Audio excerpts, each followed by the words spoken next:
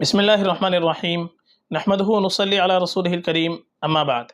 محترم ناظرین کرام، ایک صاحبہ ہیں عائشہ، ان کا سوال ہے اضحیٰ نام کے میننگ بتائیں پلیز۔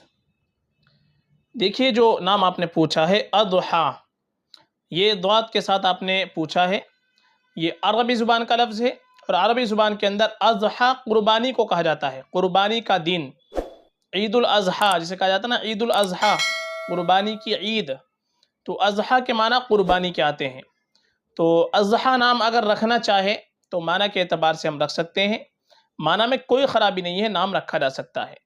ہاں، زیادہ بہتر ہمارے لیے یہ ہے کہ ہم اپنی بچی کا نام رکھیں تو صحابیات کے ناموں پر نام رکھ لیں، ازواج مطہرات کے ناموں پر نام رکھ لیں، جو نیک خواتین گزری ہیں ان کے ناموں پر نام رکھ لیں، یہ ہمارے لیے اور بہتر ہے، باعث برکت ہوتا ہے۔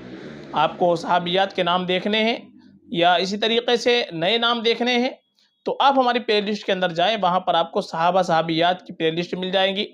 اسی طریقے سے جو نئے نام ہیں، یونیک نیم آپ کو رکھنے ہیں تو اس کی بھی پلے لسٹ آپ کو مل جائے گی۔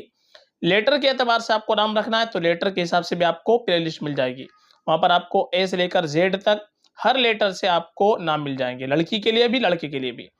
تو نام اگر اضحیٰ رکھنا چاہے تو یہ بھی رکھا جا سکتا ہے، کوئی مسئلہ نہیں ہے۔